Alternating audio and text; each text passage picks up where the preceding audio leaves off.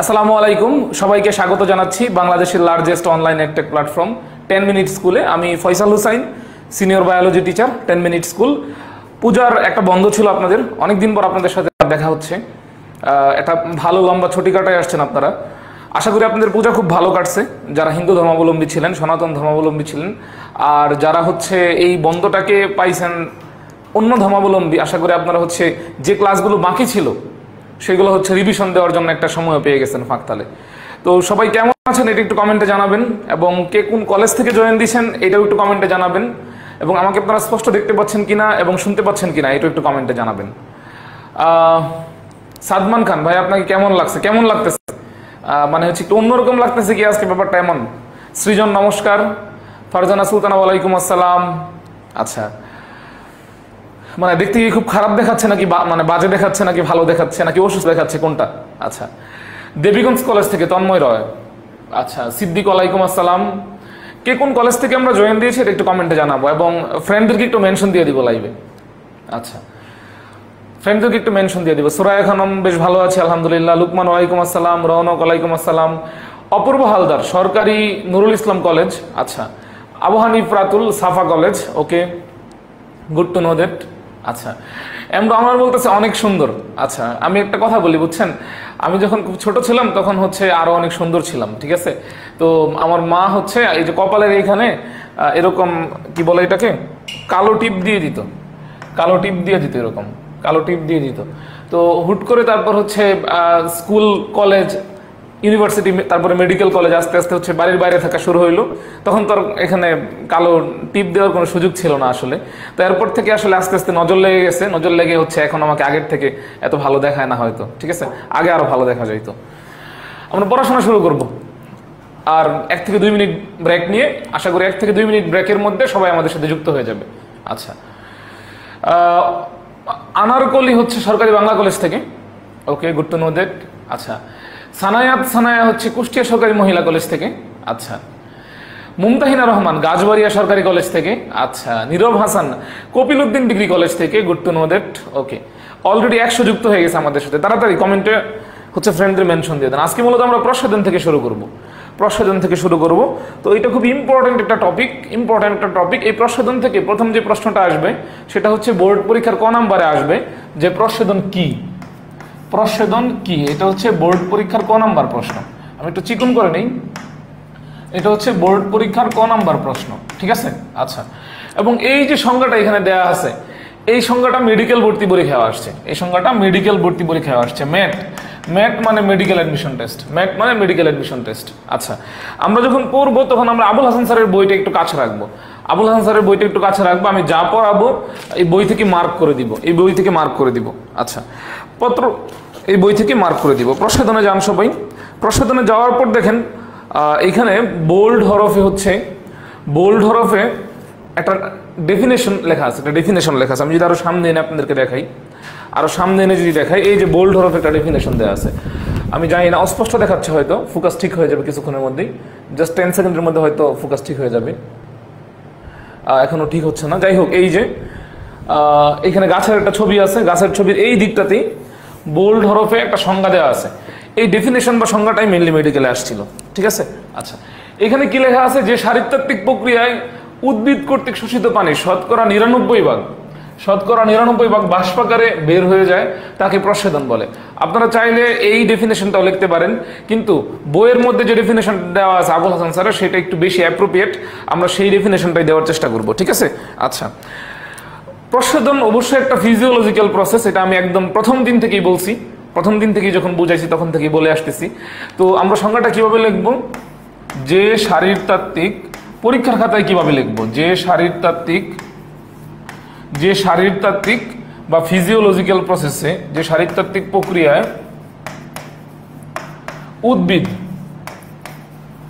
তার বায়বীয় অঙ্গ, উদ্ভিদ তার বায়বীয় অঙ্গ, এই বায়বীয় অঙ্গ কথাটা মাস্ট বি থাকতে হবে। আর বায়বীয় অঙ্গ হচ্ছে মেনলি পাতা, বায়বীয় অঙ্গ মেনলি কি, পাতা। বায়বীয় অঙ্গ এর মাধ্যমে, বায়বীয় অঙ্গ এর মাধ্যমে, বায়বীয় অঙ্গ এর মাধ্যমে অতিরিক্ত পানি বাষ্পাকারে বের করে দেয়, বাষ্পাকারে বের করে দেয়, বাষ্পাকারে বের করে দেয়, বের করে দেয়, সেই প্রক্রিয়াকে কি বলে?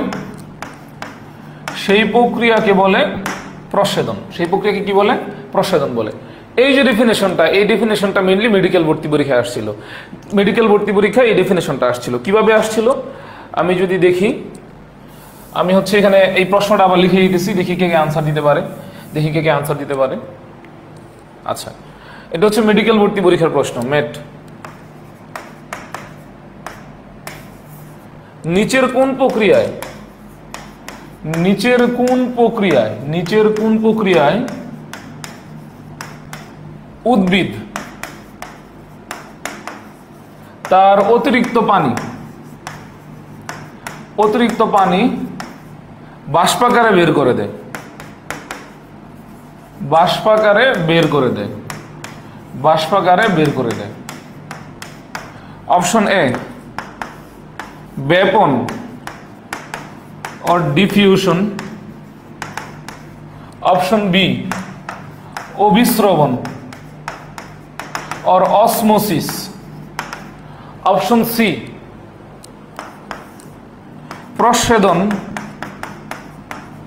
or transpiration, transpiration, option D নান বা কোনোটি নয়। আনসার কি হবে? প্রস্বেদন। তাইফা, গুনগুন, ইসরাত জাহান, ইবা, নীরব হাসান, রাজশ্রী অধিকারী, ভেরি গুড, প্রস্বেদন হবে আনসার। তাহলে মেইনলি এই সংজ্ঞা দিয়েও যে মেডিকেল ভর্তি পরীক্ষায় প্রশ্ন আসতে পারে এটা আমরা দেখলাম। এই প্রশ্নটা, প্রস্বেদনের সংজ্ঞাটা খুবই গুরুত্বপূর্ণ।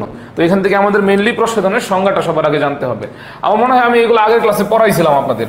তো প্রস্বেদনকে আমরা কয় ভাগে ভাগ করতে পারি? প্রস্বেদনকে আমরা কয় ভাগে ভাগ করতে পারি? 3 ভাগে। কয় ভাগে? 3 ভাগে ভাগ করতে পারি। প্রথমটাকে বলা হয়েছে পত্ররন্ধ্রীয় প্রস্বেদন। পত্ররন্ধ্র ইংরেজি হচ্ছে স্টোমাটা। পত্ররন্ধ্র ইংরেজি কি? স্টোমাটা। দ্যাটস ওয়াই এটাকে বলি আমরা স্টোমাটাল ট্রান্সপিরেশন।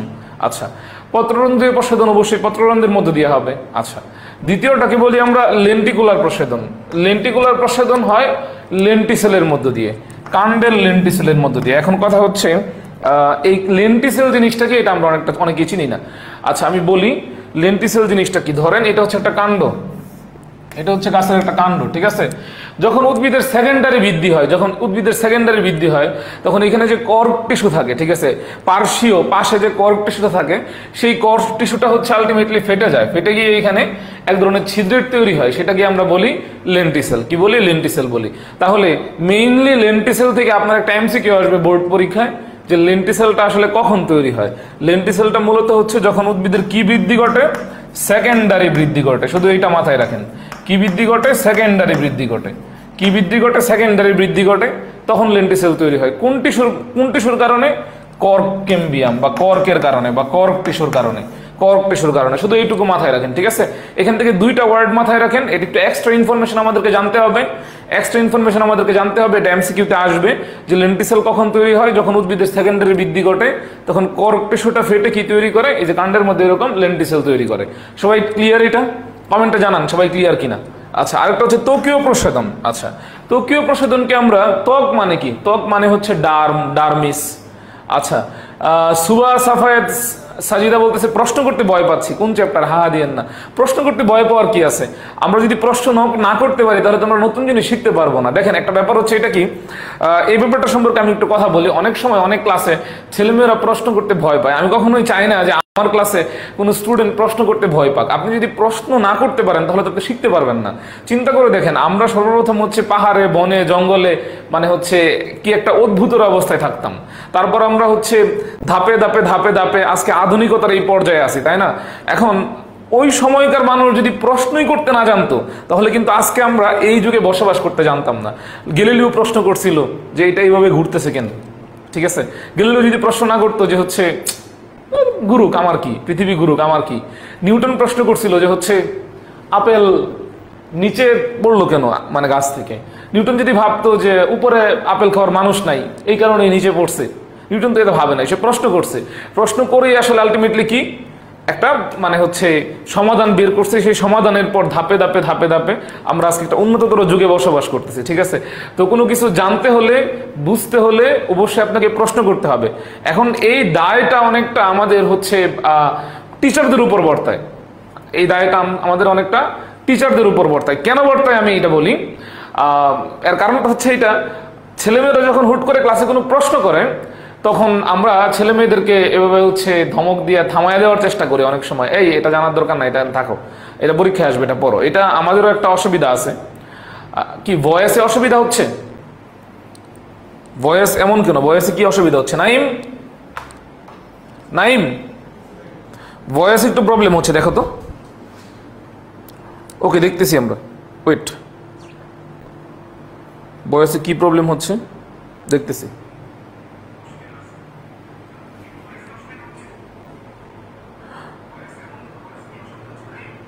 মাঝে মাঝে কি নড়ে যাচ্ছে?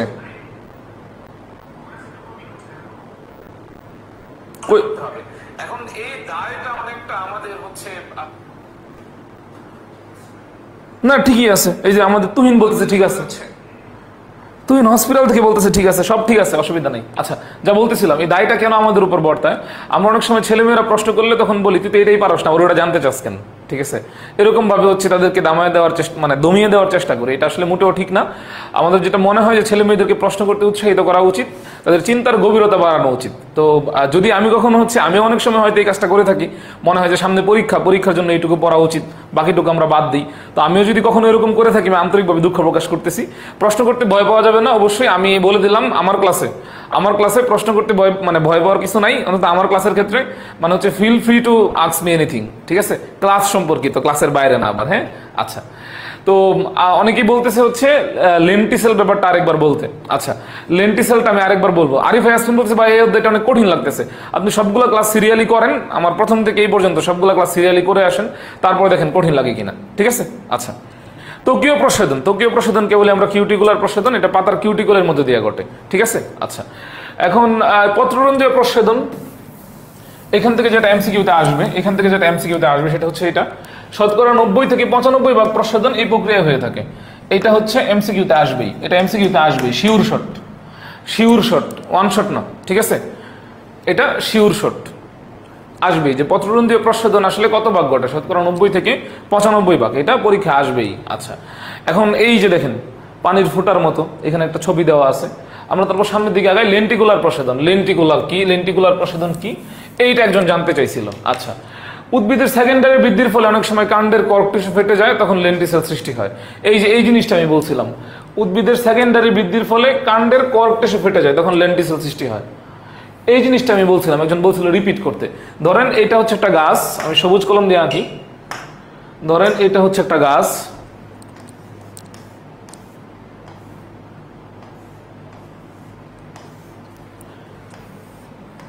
এটা হচ্ছে গাছের কাণ্ড, এই যেটা হচ্ছে গাছের কাণ্ড, আমরা ধরে নিলাম গাছের কাণ্ড। যখন উদ্ভিদের সেকেন্ডারি বৃদ্ধি ঘটে, ঠিক আছে, উদ্ভিদের সেকেন্ডারি বৃদ্ধি যখন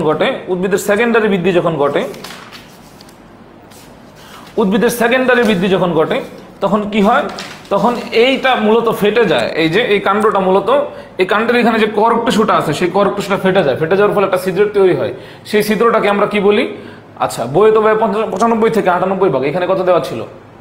90 থেকে 95 ভাগ। আচ্ছা, আমি বলি বইয়ে এক এক জায়গায় এক এক রকম দেওয়া, এক জায়গায় 99% দেওয়া,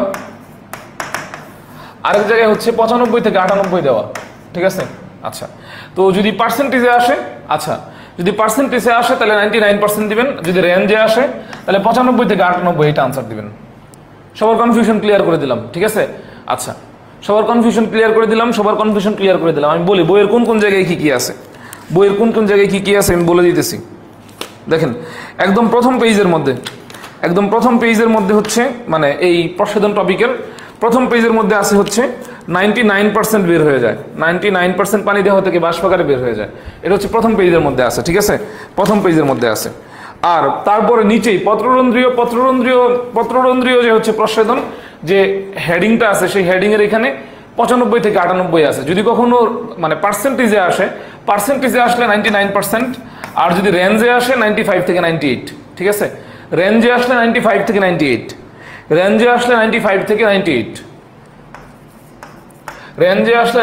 98 দিবেন। আমরা মেইনলি এখন কর্ক টিস্যুতে ছিলাম। আচ্ছা, কর্ক টিস্যু কি, আমি আবারও বলতেছি। ধরে নিলাম এটা একটা গাছের কাণ্ড, আচ্ছা। যখন উদ্ভিদের সেকেন্ডারি বৃদ্ধি ঘটে, সেকেন্ডারি বৃদ্ধির সময় এই কাণ্ডের এখানে যে কর্ক টিস্যু আছে, এই যে কর্ক টিস্যু আছে, কাণ্ডের এখানে যে কর্ক টিস্যু আছে, এই কর্ক টিস্যুগুলো ফেটে যায়। ফেটে গেলে এখানে একটা ছিদ্র তৈরি হয়। এই যে ছিদ্রটা তৈরি হইতেছে, এই ছিদ্রটাকে বলতেছি আমরা লেন্টিসেল। এই ছিদ্রটাকে আমরা কি বলতেছি? ছিদ্রটা কি বলতেছি আমরা? লেন্টিসেল। কি বলতেছি? লেন্টিসেল। তাহলে এইটা বোর্ড পরীক্ষার এমসিকিউতে আসবে যে লেন্টিসেল কখন তৈরি হয়। লেন্টিসেল তৈরি হয় উদ্ভিদের কোন বৃদ্ধির সময়? সেকেন্ডারি বৃদ্ধির সময়। কার ফাটলের ফলে? কর্ক টিস্যুর ফাটলের ফলে, কাণ্ডের কর্ক টিস্যুর ফাটলের ফলে। এটা এমসিকিউতে আসবেই, ঠিক আছে? এটা এমসিকিউতে আসবেই। এবং অল্প পরিমাণে পানি এই ছিদ্র দিয়ে বের হয়ে যায়, এই ছিদ্র দিয়ে বের হয়ে যায়। এই যে এখানে দেখাইতেছে, এই যে এটা ছিল কাণ্ডের আবরণ, এই যে এখানে কর্ক টিস্যু আছে, কারণ আমরা জানি কর্কের পার্শ্বীয় টিস্যু। আর এই যেটা ফেটে গেছে, এই যে ফেটে যাওয়ার পরে যে ছিদ্রটা হয়েছে, এটাই হচ্ছে লেন্টিসেল। লেন্টিসেল কি সবাই ক্লিয়ার কিনা আমাকে একটু কমেন্টে জানায়েন। লেন্টিকেল সবাই হচ্ছে ক্লিয়ার কিনা আমাকে একটু কমেন্টে জানায়েন, ঠিক আছে? কমেন্ট একটু জানায়েন। এখন আমরা দেখবো হচ্ছে কিউটিকুলার প্রসাধন। কি দেখবো? এই যে দেখেন, পানি এইদিকে আছে, এই যে পানি এখানে আছে, এই যে দেখেন পানি বের হয়ে যেতেছে এই ছিদ্র দিয়ে। এনিমেশনটা একটু দেখেন, এই যে পানি এখানে আছে, এই যে লেন্টিসেল, এই কর্ক টিস্যুটা ফেটে গেছে, এই যে দেখেন পানি এখন এই দিক দিয়ে বের হয়ে গেছে, এই যে পানি বের হয়ে গেছে এই দিক দিয়ে, ঠিক আছে? সবাই ক্লিয়ার? আমাকে জানায়েন। এখন আমরা দেখবো ত্বকীয় বা কিউটিকুলার প্রসাধন। ত্বকীয় বা কিউটিকুলার প্রসাধন। আচ্ছা, এই প্রসাধনটা জানতে হলে আমাদেরকে অনেক বেসিক জিনিসপত্র জানতে হবে, অনেক বেসিক জিনিসপত্র জানতে হবে। তাহলে আমরা সেই বেসিক জিনিসপত্র সহ একেবারে জেনে আসি। আচ্ছা, সেই বেসিক জিনিসপত্র সহ একেবারে জেনে আসি, আসেন। আচ্ছা, কিউটিকল এই জিনিসটা আসলে কি?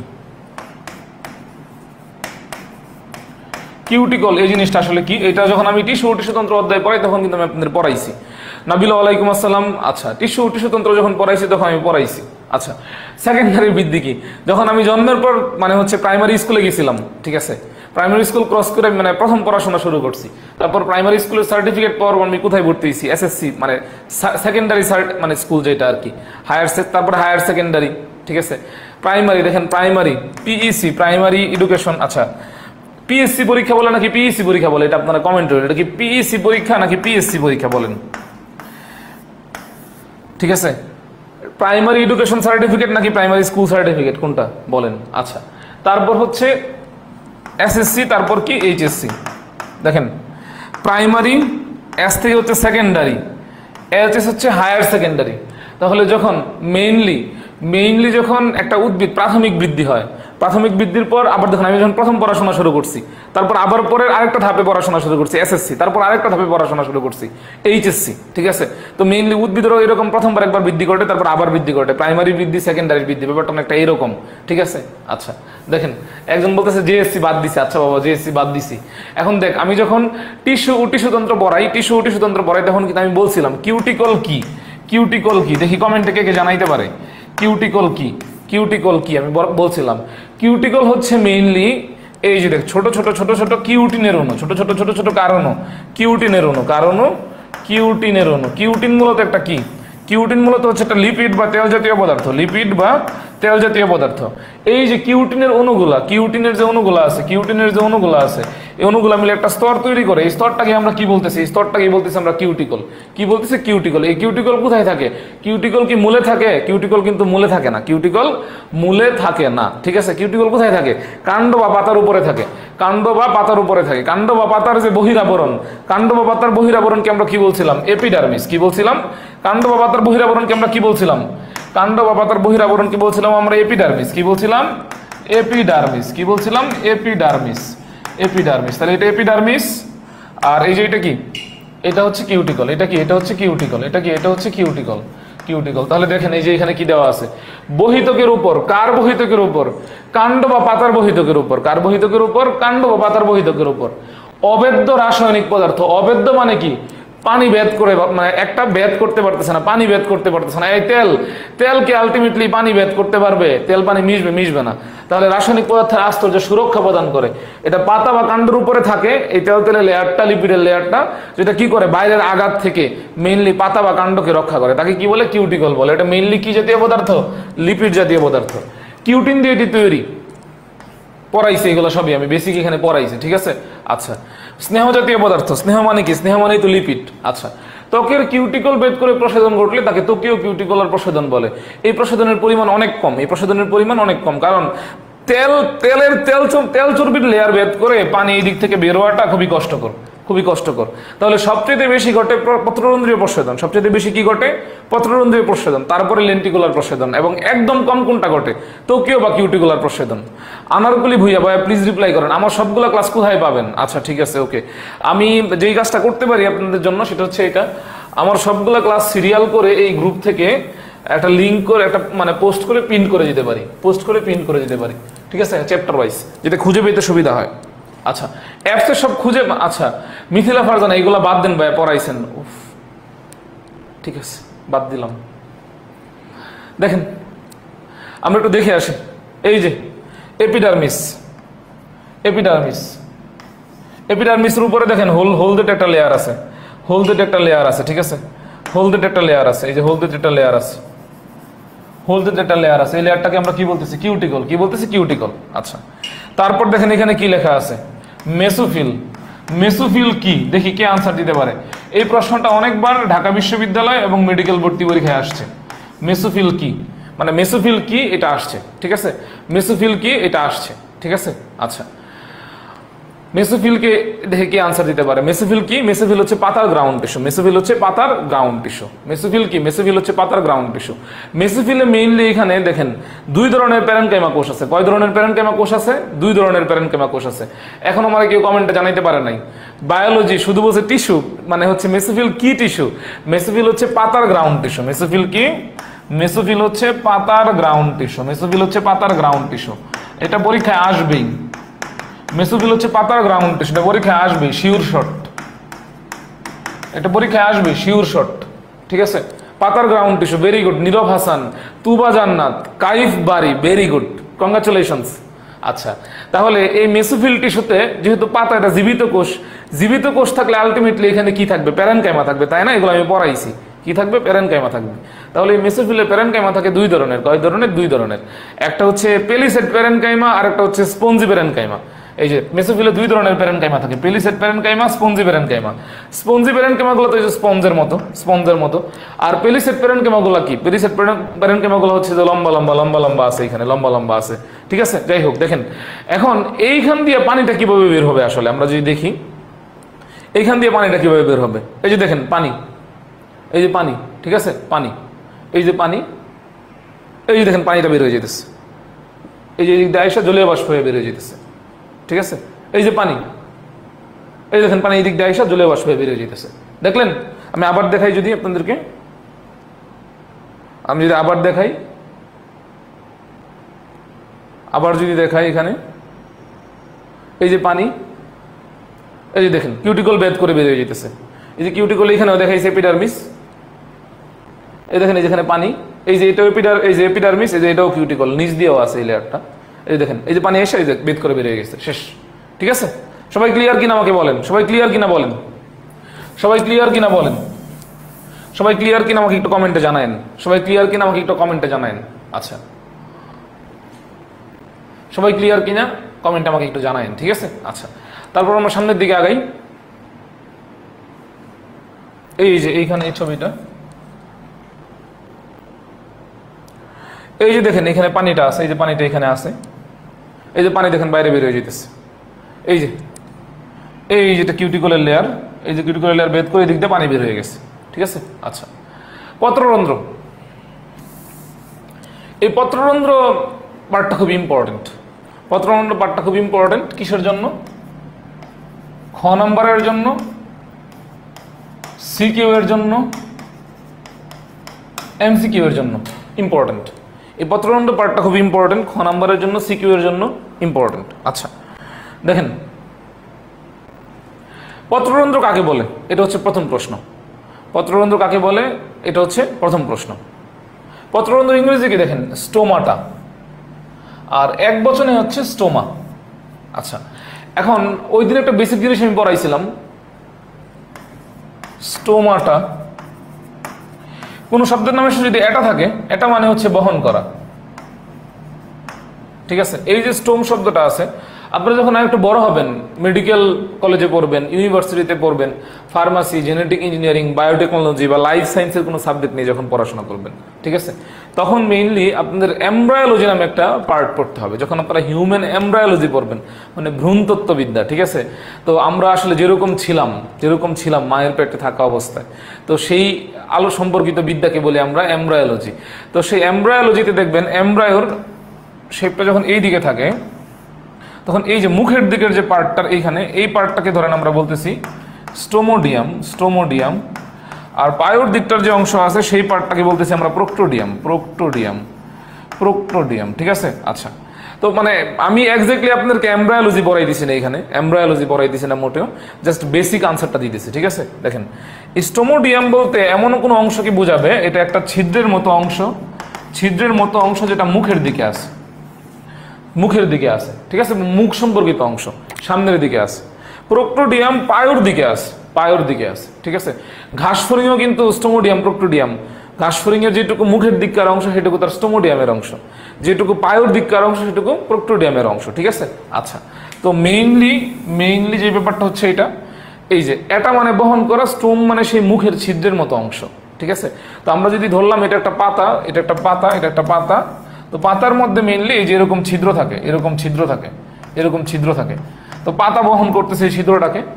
যেহেতু পাতা বহন করতেছে, পাতা মানে হচ্ছে পত্র, ছিদ্র মানে হচ্ছে রন্ধ্র, এই কারণে এটাকে বলতেছি আমরা পত্ররন্ধ্র বা স্টোমাটা, ঠিক আছে। আচ্ছা, এখন এই পত্ররন্ধ্র বা স্টোমাটাকে দেখে রাখার জন্য রক্ষা করার জন্য, এটাকে গার্ড দিয়ে রাখার জন্য দুইটা কোষ এই দিকে থাকে, ঠিক আছে। এই যে এই কোষটা, এই দিকে একটা কোষ থাকে, এটা একটা কোষ, এই দিকে আরেকটা কোষ থাকে, এটা হচ্ছে আরেকটা কোষ, সেম সবগুলা কোষেই এই যে আরেকটা কোষ, এই যে কোষগুলো আছে, যেহেতু এরা এই পত্ররন্ধ্রকে রক্ষা করতেছে, গার্ড দিয়ে রাখতেছে, দ্যাটস ওয়াই এই কোষটাকে বলি আমরা গার্ড সেল বা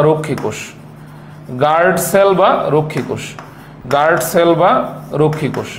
যে জিনিসটা আপনাদেরকে এখান থেকে জানতে হবে সেটা হচ্ছে এটা, যেহেতু এই গার্ড সেল এটা একটা কোষ, রক্ষী কোষ, এবং এটা উদ্ভিদে আছে, উদ্ভিদের কোষ প্রাচীর কি নির্মিত? সেলুলোজ নির্মিত। এটা একটা কোষ, আলটিমেটলি এটা একটা কোষ না, রক্ষী কোষ, এটা একটা কোষ, এটা একটা কোষ। তাহলে এটা একটা প্রাচীর আছে, তাহলে এটার কোষ প্রাচীর কি নির্মিত? রক্ষী কোষ। এটার কোষ প্রাচীর হচ্ছে সেলুলোজ নির্মিত। এবং তারপরের কথা হচ্ছে, যেহেতু কোষ, সেহেতু মাঝখানে কি থাকার কথা? নিউক্লিয়াস থাকার কথা। তাহলে এই কোষের নিউক্লিয়াসটা অনেক বড় অবস্থায় আছে। কি অবস্থায় আছে? বড় অবস্থায় আছে। আমরা জানি কোষের নিউক্লিয়াস যদি বড় হয়, তাহলে তার সাইটোপ্লাজম কি হয়? সাইটোপ্লাজম হয় ঘন। তাহলে কোষের এখানে নিউক্লিয়াস বড়, এই কোষের নিউক্লিয়াস কি? এই কোষের নিউক্লিয়াস বড়, দ্যাটস ওয়াই এটার সাইটোপ্লাজম কি? এটার সাইটোপ্লাজম ঘন। এবং যেহেতু কোষের মাঝখানে তরল থাকে, সেই তরলকে আমরা কি বলি? সেই তরলকে বলি আমরা হচ্ছে সাইটোপ্লাজম। সেই সাইটোপ্লাজমের মধ্যে অনেকগুলো অঙ্গাণু থাকে। তো এইখানে এই রক্ষী কোষের সাইটোপ্লাজমে কোন অঙ্গাণুটা সবচেয়ে বেশি পরিমাণে থাকে? সেটা হচ্ছে কোরোপ্লাস্ট সবচেয়ে বেশি পরিমাণে থাকে। এই যে পার্টটুকু। আচ্ছা, আরেকটা ব্যাপার দেখেন, এই যে এখানে রক্ষী কোষ কয়টা আছে? এই যে একটা আছে, এই যে আরেকটা আছে। রক্ষী কোষ কয়টা আছে? দুইটা আছে। কয়টা আছে? দুইটা আছে। এবং এটা কি আকৃতি? অর্ধচন্দ্রাকৃতি। কি আকৃতি? অর্ধচন্দ্রাকৃতি। এই যে অংশটুকু আমি এতক্ষণ পড়াইলাম, এইটুকু হচ্ছে শিউর শর্ট। এই যে রক্ষী কোষ সম্পর্কিত যে ছবিটা আমি আঁকলাম, একে এই যে ইনফরমেশনটুকু আমি দিলাম, এইটুকু sure short. Mark my word, এই যে এরকম একটা ছবি আপনার এমসিকিউ দেওয়া থাকবে, এমসিকিউতে দেওয়া থাকবে, এখানে এটা শেষে এক্স দেওয়া থাকবে। এক্সটা কি? এক্স কোষের বৈশিষ্ট্য, ঠিক আছে। এরকম পরীক্ষায় আসবে। আরেকটা ব্যাপার আমি বলি, এই রক্ষী কোষের পাশে আশেপাশে আরো কিছু কোষ থাকে, ঠিক আছে। আরো কিছু কোষ থাকে, তাদেরকে বলি আশেপাশে কিছু কোষ সহকারী হিসেবে থাকে। সেই কোষগুলোকে বলি আমরা সহকারী কোষ। কি বলি? সেই কোষগুলোকে বলি আমরা সহকারী কোষ। কি বলি? সহকারী কোষ। এবং একটা পত্ররন্ধ্র, এই যে মাঝখানে যে ছিদ্রটা আছে, পত্ররন্ধ্র যে ছিদ্রটা আছে, এই পত্ররন্ধ্র খুলবে নাকি বন্ধ হবে, সেইটা মেইনলি এই রক্ষী কোষের এই রক্ষী কোষের উপর নির্ভর করবে। তাহলে পত্ররন্ধ্র খোলা এবং বন্ধ হওয়া কার উপর নির্ভর করে? রক্ষী কোষের স্ফীত হওয়া বা রক্ষী কোষের স্ফীত না হওয়ার উপর নির্ভর করে। আমি কি বললাম? আমার কথাটা স্পষ্ট করে শুনে রাখেন, কান দিয়া ঢুকান। সেটা হচ্ছে এটা যে রক্ষী কোষের উপর নির্ভর করে এই পত্ররন্ধ্র খুলবে নাকি বন্ধ হবে। রক্ষী কোষের স্ফীত হওয়া বা না হওয়ার উপর নির্ভর করে। ঠিক আছে, কি বললাম? রক্ষী কোষের স্ফীত হওয়া বা না হওয়ার উপর নির্ভর করে। ঠিক আছে, তাহলে এই যে অংশটুকু, আচ্ছা এর নিচে কিছু বায়োকুঠরিও থাকে। কি থাকে? এর নিচে কিছু বায়োকুঠরিও থাকে, বায়োকুঠরিও থাকে, বায়োকুঠরিও থাকে, বায়োকুঠরিও থাকে। কি থাকে? বায়োকুঠরিও থাকে। এর নিচে কিছু বায়োকুঠরিও থাকে, কিছু না, একটা বড় বায়োকুঠরি থাকে, একটা বড় বায়োকুঠরি থাকে। এইটুকু কি বললাম? Sure shot.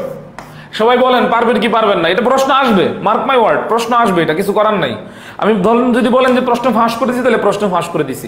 আপনার কলেজের পরীক্ষায়, আপনার এইচএসসির বোর্ড পরীক্ষায়, আপনি যে কোনো বোর্ডেই হন না কেন, এটা থেকে প্রশ্ন আসবে। ঠিক আছে, পরীক্ষার হলে তারপর মিলাই নিয়েন, পরীক্ষার হলে মিলাই নিয়েন। পারবেন কিনা বলেন? পত্ররন্ধ্র পড়ানো শেষ, আমাদের পত্ররন্ধ্র পড়ানো শেষ। আচ্ছা আচ্ছা, ওকে ফাইন, সবাই পারবে। পত্ররন্ধ্রের গঠন অলরেডি আমরা পড়ে ফেলছি, এইগুলা, এই যে এইগুলো আমরা পড়ে ফেলছি অলরেডি।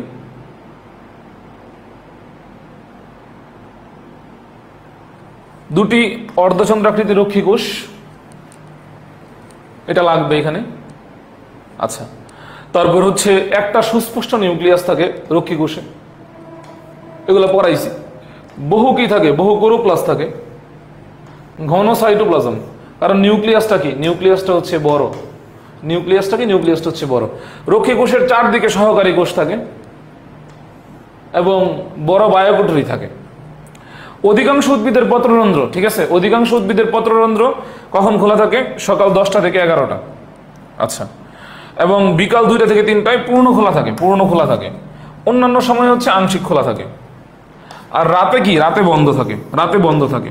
ব্যতিক্রমকে, এই যে এটা এমসিকিউ আসবে, শিউর শট। ব্যতিক্রমকে, ব্যতিক্রম হচ্ছে পাথরকুচি। ব্যতিক্রমকে, ব্যতিক্রম হচ্ছে পাথরকুচি। ব্যতিক্রমকে, ব্যতিক্রম হচ্ছে পাথরকুচি। এই পাথরকুচিতে কি হয়? দিনে বন্ধ থাকে, রাতে খোলা থাকে। পাথরকুচিতে কি হয়? পাথরকুচিতে দিনে বন্ধ থাকে, দিনে বন্ধ থাকে আর রাতে খোলা থাকে। তারা হচ্ছে তৌফিকের মতো নিশাচর। তারা কি? তারা হচ্ছে তৌফিকের মতো নিশাচর। দিনে ঘুমায়, রাতে জেগে থাকে। ঠিক আছে, দিনে ঘুমায়, রাতে জেগে থাকে। ঠিক আছে, আমরা সবাই এটুকু বুঝছি? আমরা সবাই এটুকু বুঝছি কিনা আমাকে বলেন? আমরা সবাই এটুকু বুঝছি কিনা আমাকে বলেন?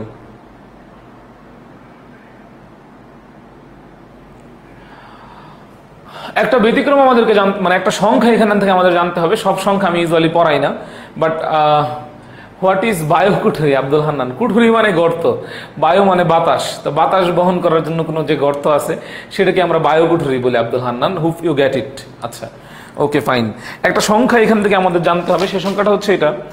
পাতার প্রতি বর্গ সেন্টিমিটার এলাকায়, পাতার প্রতি বর্গ সেন্টিমিটার এলাকায়, পাতার প্রতি বর্গ সেন্টিমিটার এলাকায়, প্রতি বর্গ সেন্টিমিটার এলাকায়, প্রতি বর্গ সেন্টিমিটার এলাকায় হচ্ছে পত্ররন্ধ্রের যে সংখ্যাটা, পত্ররন্ধ্রের সেই সংখ্যাটা আমাদের জানা থাকা লাগবে। কেউ যদি জেনে থাকেন কমেন্টে ড্রপ করে ফেলেন, কমেন্টে ড্রপ করে ফেলেন সংখ্যাটা। 1000 থেকে 60,000 পত্ররন্ধ্র, 1000 থেকে 60,000 পত্ররন্ধ্র, 1000 থেকে 60,000 পত্ররন্ধ্র থাকে, 1000 থেকে 60,000 পত্ররন্ধ্র থাকে। ঠিক আছে, এবং এটা মেডিকেলে আসছিল, এটা মেডিকেলে আসছিল, এটা মেডিকেলে আসছিল। এই সংখ্যাটা লাগবে, এই সংখ্যাটা লাগবে। ঠিক আছে, আচ্ছা। মার্ক করার বইয়ের পিডিএফ দিবেন না? দিব ইনশাল্লাহ। আমি আসলে আমার বাসা শিফট করছি, আমার বাসা এখনো ওয়াইফাই কানেকশন তো আসে নাই। আমি হচ্ছে বিগত 8-9 দিন যাবত একদম totally out of internet, kind of, মানে হচ্ছে রুমের মধ্যে ডাটা খুব কম মানে পাওয়া যায়। ওয়াইফাইটা কানেক্টেড হইলেই আমি হচ্ছে এটা দিয়ে দিব।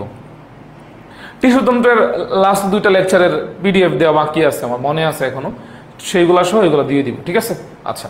তাসনিয়া আনিকা 1000 থেকে 60,000, জান্নাতুল ফেরদৌস। আচ্ছা, একজন লিখছে 1K to 60K। আচ্ছা, অপশন কিন্তু এরকম থাকবে না, 1K to 60K এরকম থাকবে না।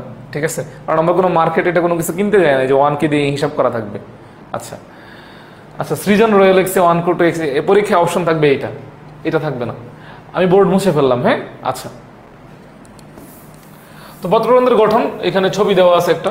এই ছবি অলরেডি আমরা ব্যাখ্যা করছি, এই ছবি অলরেডি আমরা ব্যাখ্যা করছি।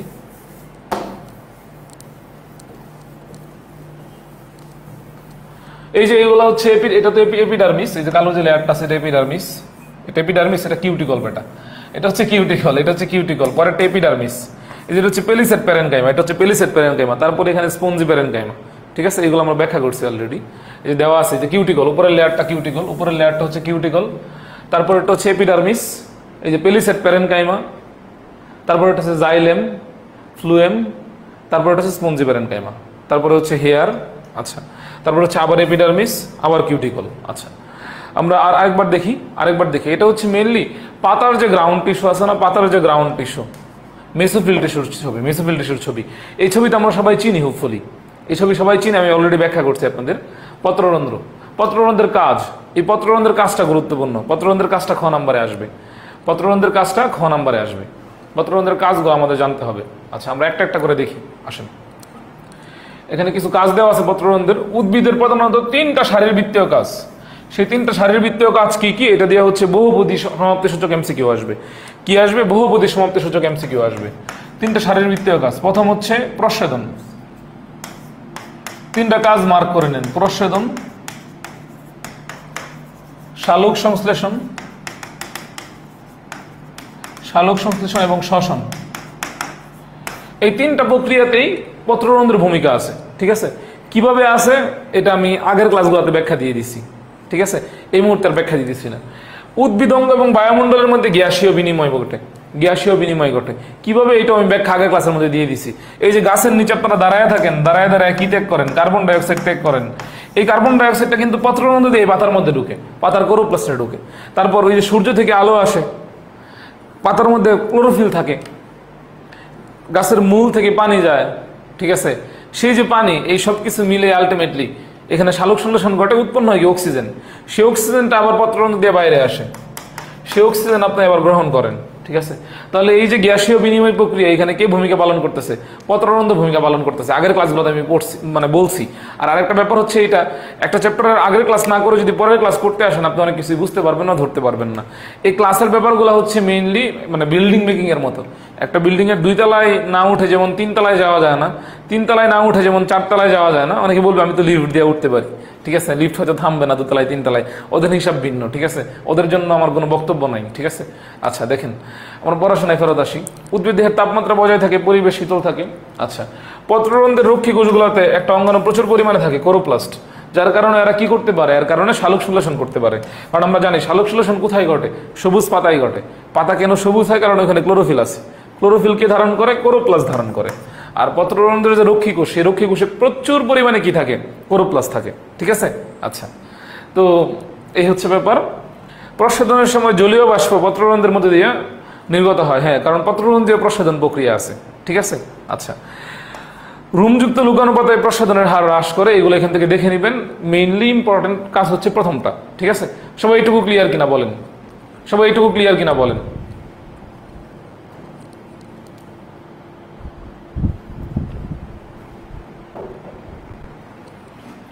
আমরা এখন পত্ররন্ধ্রের খোলা এবং বন্ধ হওয়ার কৌশল দেখব। এবং এই জিনিসটা সৃজনশীলে আসবে, আমরা এখন সিকিউ প্রশ্ন সলভ করব। কি সলভ করব? সিকিউ প্রশ্ন কিভাবে আসবে সলভ করব। একটা কিন্তু পত্ররন্ধ্র দেখা যাইতেছে, আমি যদি বলি এই যে হলুদ আমি মার্ক করে দিলাম, হলুদ মার্ক করে দিছি, হলুদ দিয়ে দেখা যাচ্ছে না মনে হয়, লাল দিয়ে মার্ক করতে হবে। এই যে লাল দিয়ে মার্ক করার পরে মাঝখানে যে ছিদ্রটা আছে বা রন্ধ্রটা আছে, সেটা হচ্ছে পত্ররন্ধ্র। ঠিক আছে, সেটা হচ্ছে পত্ররন্ধ্র। আচ্ছা, তারপর মেইনলি এই যে একটা কোষ আছে, এইটা একটা রক্ষী কোষ, এই যে এটা হচ্ছে আরেকটা রক্ষী কোষ। ঠিক আছে, রক্ষী কোষের এই যে দেখেন মাঝখানে কি আছে? এই যে নিউক্লিয়াস আছে। কি আছে? নিউক্লিয়াস আছে। এবং প্রচুর পরিমাণে সবুজ কণা আছে। তার মানে কি? এগুলো হচ্ছে ক্লোরোফিল, কোরোপ্লাস্ট। এই যে কোরোপ্লাস্ট, প্রচুর পরিমাণে কোরোপ্লাস্ট আছে। আচ্ছা, আর এই যে পাশ দিয়ে যে কোষগুলো আছে, এগুলো হচ্ছে সহকারী কোষ। এগুলো কি কোষ? এই যে এগুলো হচ্ছে সহকারী কোষ। নিউক্লিয়াস আছে। ঠিক আছে, এই হচ্ছে এই ছবির ব্যাখ্যা। ঠিক আছে, ইমনের পিসি হ্যাং করছে, আরে স্যাড লাইফ। আচ্ছা, এখন দেখেন পত্ররন্ধ্র খুলতেছে কিভাবে, বন্ধ হইতেছে কিভাবে। এপিডার্মাল কোষ, কোরোপ্লাস্ট, নিউক্লিয়াস, ভেকিউল। ভেকিউল মানে হচ্ছে গহ্বর। আচ্ছা, আব্দুল হান্নান বলতেছে হোয়াট ইজ রোম। রোম কি? 8 নম্বর অধ্যায় পড়ে নাই, টিস্যুতন্ত্র পড়ে নাই। আরে বেটা এই যে দেখ, এটা আমার হাত, হাতের এখান থেকে হাতের রোম, রোম, ঠিক আছে। এই যে ধরলাম এটা একটা উদ্ভিদের মূল, এটা একটা উদ্ভিদের মূল, তো এটা ধরলাম হচ্ছে প্রধান মূল, এটা ধরলাম প্রধান মূল। আচ্ছা, প্রধান মূল থেকে এখন এই যে একটা শাখা বের হইলো, এগুলো হচ্ছে শাখা মূল, এগুলো কি শাখা মূল, এগুলো হচ্ছে শাখা মূল, ঠিক আছে, শাখা মূল। তারপর মূলের এখান থেকে ছোট ছোট এক ধরনের চুলের মতো অংশ বের হইছে, এই যে এগুলো হচ্ছে মূলের রোম, এগুলো হচ্ছে মূলের রোম, মূল রোম, ঠিক আছে, মূল রোম। এই হচ্ছে ব্যাপার। ইতালির রাজধানী রোম। আচ্ছা, সিজদা একটা ভালো কথা বলছে, ঠিক আছে, আমি এটা একটা ভালো জিনিস শিখলাম, ঠিক আছে। ওর সেন্স অফ হিউমার ভালো, হিউমার হবে না উচ্চারণ। আইমান ভাই বলবে হচ্ছে উচ্চারণ একটা হিউমার না, হিউমর মেবি, আমি জানি না সঠিক আসলে। বা চিত্র আঁকা লাগবে কিনা, আঁকতে পারলে ভালো। এই উচ্চারণ কিন্তু একটা খুবই গুরুত্বপূর্ণ ব্যাপার, ঠিক আছে। এটা অনেক কিছুই প্রুফ করে আসলে। আপনারা চাইলে আইএলটিএস এর মানে আইএলটিএস না আইএলটিএস, এটা কি আইএলটিএস নাকি আইএলটিএস, যাই হোক কোর্সটা করতে পারেন, দেখেন। আচ্ছা, এই যে পত্ররন্ধ্র খোলা, খোলা অবস্থায় আছে, আমরা দেখলাম এই বন্ধ হয়ে যেতেছে, পত্ররন্ধ্র বন্ধ, আবার খোলা। আচ্ছা, আমরা দেখে আসি আবার, পত্ররন্ধ্র খোলা অবস্থায় আছে, খোলা অবস্থায় আছে, এই যে বন্ধ হয়ে যেতেছে, দেখেন বন্ধ হয়ে গেছে, আবার খুলতেছে, পত্ররন্ধ্র খোলা, আবার দেখেন পত্ররন্ধ্র খোলা অবস্থায় আছে, এই যে বন্ধ হইতেছে, এই যে খুলতেছে। এখন এই খোলা এবং বন্ধ হওয়ার কৌশল, এটা কিভাবে খুলতেছে কিভাবে বন্ধ হইতেছে, দ্যাটস দ্য ইস্যু। এই পত্ররন্ধ্র খোলা এবং বন্ধ হওয়ার কৌশলটা আমাদের জানতে হবে, এবং এইটাই সিকিউতে আসবে, এবং এইটাই সিকিউতে আসবে, ঠিক আছে, এইটাই সিকিউতে আসবে, এইটাই সিকিউতে আসবে, এটাই সিকিউতে আসবে, গ নাম্বারে, গ নাম্বারে আসবে পত্ররন্ধ্র খোলা এবং বন্ধ হওয়ার কৌশল, ঠিক আছে। বুঝাইতে বললাম। আলিবাবা 40 চোরের দরজা। আচ্ছা, ওখানে ডায়লগটা না কি বলে, আলিবাবা 40 চোরের দরজা, দরজার সামনে না গিয়ে কি বলে, পত্ররন্ধ্র খালি চোখে দেখা যায়, নীরব হাসান কি বলেন এইগুলা, না আমার মানে চোখ এত খারাপ করলে হবে যে খালি চোখে সবকিছু দেখে ফেলবেন, ব্যাপারটা এমন হইলে হয় না, ভালো হয় না, ভালো দেখায় না, ঠিক আছে। পড়াশোনায় ফেরত আসি আমরা, কত কিছু লেখা এখানে। আচ্ছা, এই প্রথম প্যারাটা, এই প্রথম প্যারা থেকে আমি আপনাদেরকে বলবো যে হচ্ছে আপনারা যদি আমার খুল যা সিম সিম, হ্যাঁ আচ্ছা, হ্যাঁ এক্স্যাক্টলি মনে পড়ছে আমার। আচ্ছা, এখান থেকে আমি যেভাবে বলি এভাবে খাতার মধ্যে আপনারা একটু লেখেন, নয়তো আপনাদের এটা পরীক্ষা খাতার মধ্যে আপনারা আনসার করতে পারবেন না। এখানে যে লেখাটুকু আছে অনেকটুকু লেখা, অনেকটুকু লেখা, এইটুকু হুবহু পরীক্ষার খাতার মধ্যে লেখাটা অনেক টাফ জব, মনে থাকবে না, পেস্ট লেগে যাবে। সুতরাং আমি মেইনলি হচ্ছে একটা দুইটা সূত্র লিখে দিব 2 লাইনের মতো, কোনো ছন্দ না, মেইন মানে হচ্ছে পার্টটা লিখে দিব। এইটা একটু আইডেন্টিফাই করেন, এইটা একটু মেমোরাইজ করেন, এটা আপনার জন্য ইজিয়ার হবে, এটা আপনার জন্য ইজিয়ার হবে, ঠিক আছে। আমি যেটা বলি এটা লেখেন, খাতার মধ্যে লেখেন অন্ত অভিস্রবণ।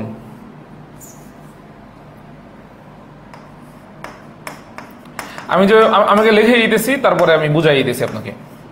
অন্ত অভিস্রবণ, অন্ত অভিস্রবণ,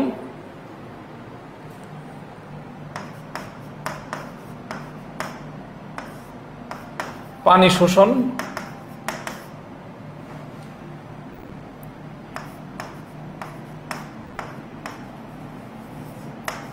রক্ষী কোষ দ্বয়, স্ফীত হওয়া, স্ফীত হওয়া, পত্ররন্ধ্র খোলা,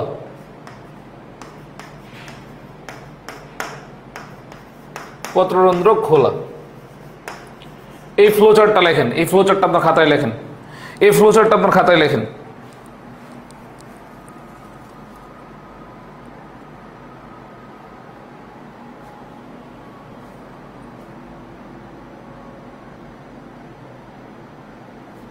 এই ফ্লোচার্টটা খাতায় লিখে কমেন্টে ডান লেখেন, এই ফ্লোচার্টটা খাতায় লিখে কমেন্টে ডান লেখেন।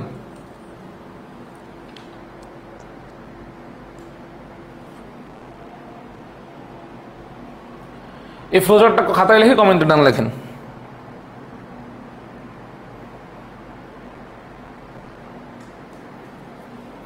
তারপরে আরেকটা ফ্লোচার্ট, এটা হচ্ছে ফ্লোচার্ট নাম্বার 1। আরেকটা ফ্লোচার্ট, বহি অভিস্রবণ, বহি অভিস্রবণ,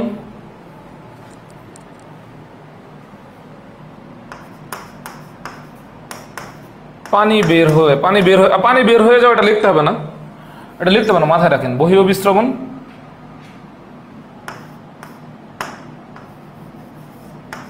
রক্ষী কোষদ্বয় স্ফীতি হারিয়ে, আমি উপরেরটা মুছে দিলাম, আরে অনেকটুকু মুছে যাচ্ছে। আচ্ছা, উপরেরটা মুছে দিলাম, 2 নম্বরটা লেখেন এখন।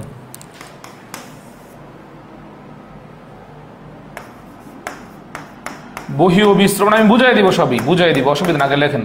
বহি অভিস্রবণ, রক্ষী কোষদ্বয় স্ফীতি হারিয়ে শিথিল হয়ে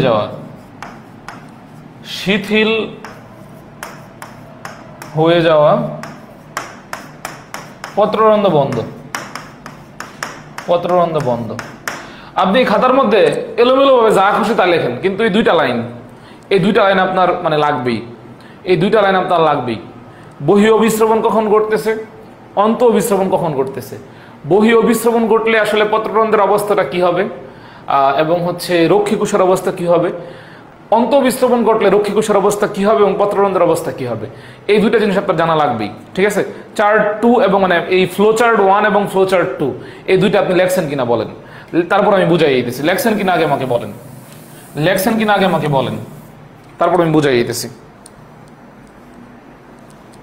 লেখছেন কিনা আমাকে বলেন আগে। আচ্ছা ভাই, বইয়ে লেখছি, সুস্মিতা সিদ্ধ, হ্যাঁ বেশ ভালো করছেন, বইয়ে লেখে আরো ভালো করছেন, কারণ খাতার মধ্যে যেটা লেখছেন এটা তো কয়দিন পরে ঝালমুড়িওয়ালার কাছে চলে যাবে। যারা বইয়ে লেখছেন ফ্লোচার্ট তারা আরো ভালো করছেন, কারণ বইটা থেকেই যাবে। আমার মনে হয় বইয়ে লেখাটা একটা ভালো বুদ্ধি। ঠিক আছে, বইয়ে লেখাটা একটা ভালো বুদ্ধি। দেখেন আরেকজন বলতেছে লিখতেছি, আচ্ছা লিখতে থাকেন আপনি, আমি ব্যাপারটা বুঝাই বলি। ধরেন এইটা হচ্ছে আমাদের একটা পত্ররন্ধ্র, এটা হচ্ছে আমাদের একটা পত্ররন্ধ্র। ঠিক আছে, এটা হচ্ছে আমাদের একটা পত্ররন্ধ্র। আচ্ছা, আর এইটা হচ্ছে আমাদের একটা রক্ষীকোষ, এটা হচ্ছে আমাদের আর একটা রক্ষীকোষ। সুন্দর করে আঁকি আর একটু। এটা হচ্ছে আমাদের একটা পত্ররন্ধ্র, এটা হচ্ছে আমাদের একটা রক্ষীকোষ, এটা হচ্ছে আমাদের আরেকটা রক্ষীকোষ। ঠিক আছে, আরেকটা রক্ষীকোষ, এবং এর আশেপাশে আরো কিছু কোষ আছে, তাদেরকে বলি আমরা সহকারী কোষ। কি বলি সহকারী কোষ। ধরেন এই কোষগুলো এইভাবে আছে এখানে।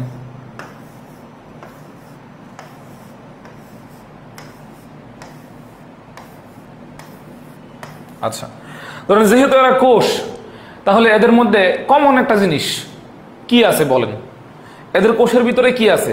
যেহেতু এরা জীবিত কোষ হইতে হলে এদের মধ্যে সবচেয়ে বেশি কি পরিমাণে, কোনটা সবচেয়ে বেশি পরিমাণে থাকতে হবে? প্রোটোপ্লাজম। কোনটা সবচেয়ে বেশি পরিমাণে থাকতে হবে? প্রোটোপ্লাজমের অংশটা হচ্ছে সাইটোপ্লাজম, মানে তরল এখানে সবচেয়ে বেশি পরিমাণে থাকতে হবে। প্রোটোপ্লাজমে পানির পরিমাণ কত? 70 থেকে 90%। তাহলে একটা জিনিসের যদি 90% পানি হয়, তাহলে বলা যায় অলমোস্ট পুরোটাই পানি। তার মানে প্রত্যেকটা কোষের ভিতরে কি আছে? পানি বা তরল আছে। Nucleus common, Farzu Akter says the nucleus common, but যেহেতু এরা জীবিত কোষ, এদের মাঝখানে তরল অবশ্যই আছে, পানি আছে। কি আছে? পানি আছে।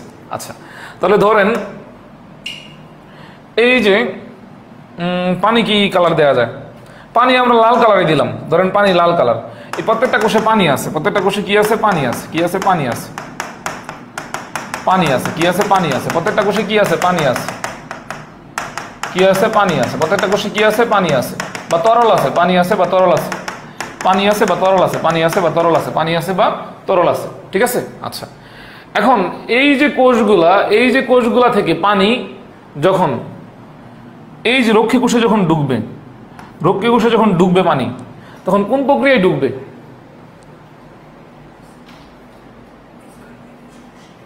আচ্ছা, অসুবিধা নাই, যাও তুমি। আচ্ছা, তাহলে পানি যখন ডুববে, এই আপনারা কি পড়া বুঝতে পারতেছেন? এই যে আশেপাশের যে কোষগুলো আছে, বহিতকীয় যে কোষগুলো আছে, বহিঃতকীয় কোষগুলো আছে, সেই কোষগুলোর ভিতরে যে পানি আছে, সেই পানিটা যখন এই যেটার ভিতরে ঢুকবে, এই কোষটা কি, এটা তো হচ্ছে রক্ষী কোষ, এটা তো হচ্ছে রক্ষী কোষ। যখন পানি এই কোষ থেকে এখানে ঢুকবে, পানি এই কোষ থেকে এখানে ঢুকবে, কোন প্রক্রিয়ায় ঢুকবে? কোন প্রক্রিয়ায় ঢুকবে?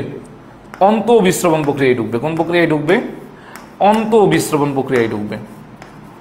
অন্তঃবিস্রবণ প্রক্রিয়ায় ঢুকবে। অন্তঃবিস্রবণ প্রক্রিয়ায় এই যে বহিঃতকীয় যে কোষগুলো আছে বা আশেপাশে রক্ষী কোষের আশেপাশে যে কোষগুলো আছে, সেই কোষগুলো থেকে পানি অন্তঃবিস্রবণ প্রক্রিয়ায় ঢুকবে। অন্তঃবিস্রবণ প্রক্রিয়ায় যখন ঢুকবে, তখন ধরেন এইটা একটা চিমানো জিনিস, ধরেন এটা একটা চিমানো জিনিস, ঠিক আছে?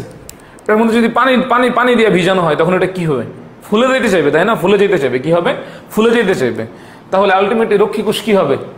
এই যে অন্তঃবিস্রবণ প্রক্রিয়া যখন ঢুকবে, পানি যখন ঢুকবে, তখন এই কোষটা কি হবে? স্ফীত হবে। এই কোষটা কি হবে? স্ফীত হবে। এই কোষটা কি হবে? স্ফীত হবে। এই কোষটা কি হবে? স্ফীত হবে। কি হবে? স্ফীত হবে। এখন কেন স্ফীত হবে? কেন স্ফীত হবে? কেন স্ফীত হবে বলেন? কেন স্ফীত হবে? কেন স্ফীত হবে? এর কারণ কি? কারণ সবচেয়ে সিম্পল হিসাব, কিসমিসের মতো। আচ্ছা, হ্যাঁ, এক্স্যাক্টলি, কাইন্ড অফ কিসমিসের মতো। হ্যাঁ, ফুলে যাবে। তাহলে মেইনলি রক্ষী কোষ এখানে কি হইতেছে? রক্ষী কোষ এখানে স্ফীত হইতেছে। এবং আমরা জানি কোষ প্রাচীরের, দেখেন এই রক্ষী কোষের একটা কোষ প্রাচীর ছিল।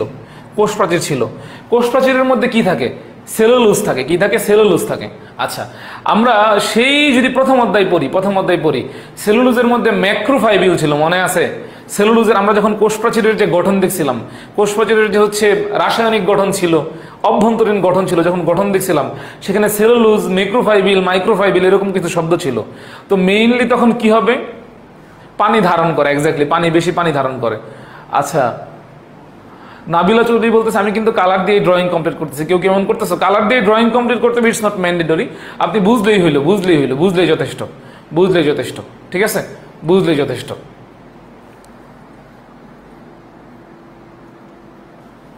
তো যখন এটা স্ফীত হবে, ধরুন এই যে একটা ছিদ্র আছে, এটা হচ্ছে পত্ররন্ধ্র, এটা দুই পাশে হচ্ছে রক্ষী কোষ এভাবে আছে।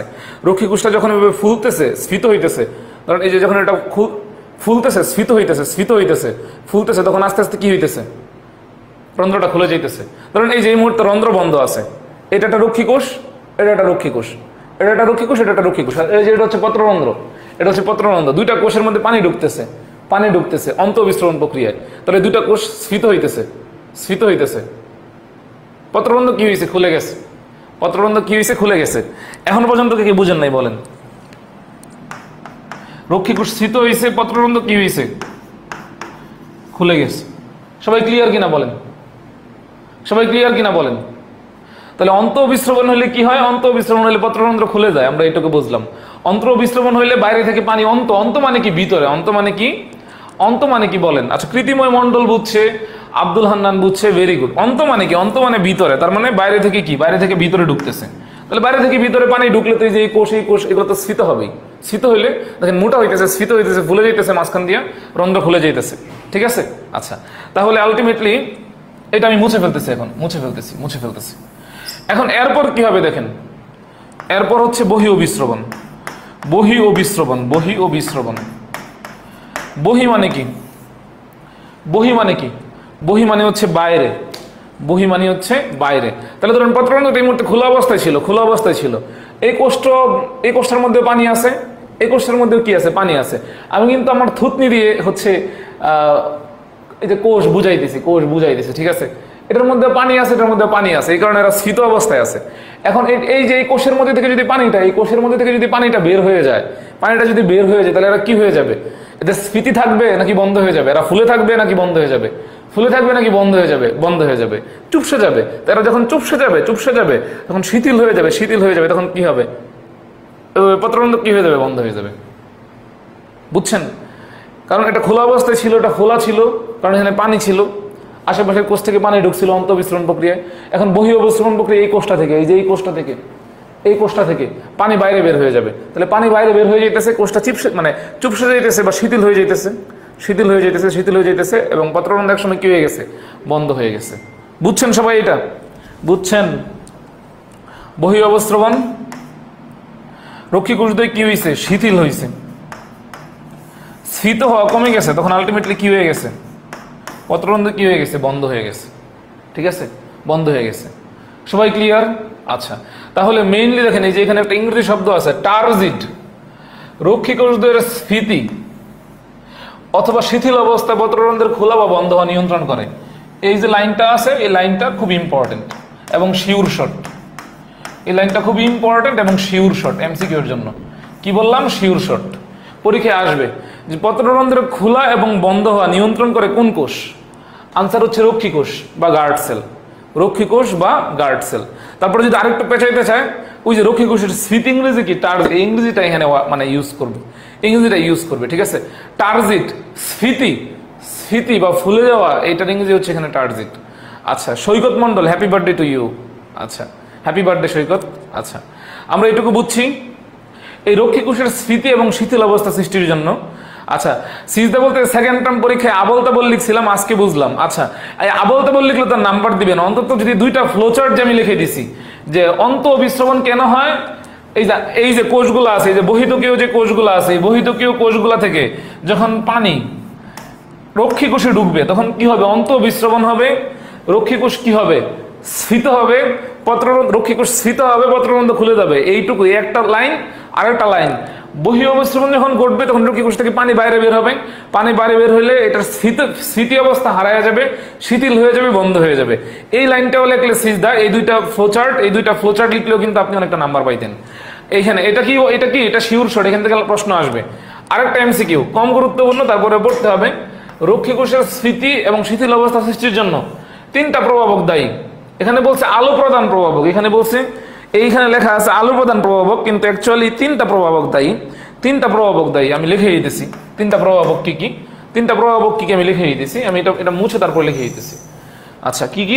আলো, তাপমাত্রা ও জলীয় বাষ্প। আলো না, আলো এলে তো আসলে এটা ওই যে খাওয়ার আলো হয়ে গেল।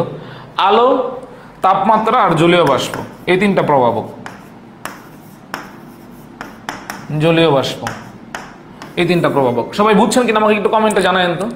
সবাই বুঝছেন কিনা আমাকে একটু কমেন্টে জানায়েন। সবাই বুঝছেন কিনা আমাকে একটু কমেন্টে জানায়েন। ঠিক আছে,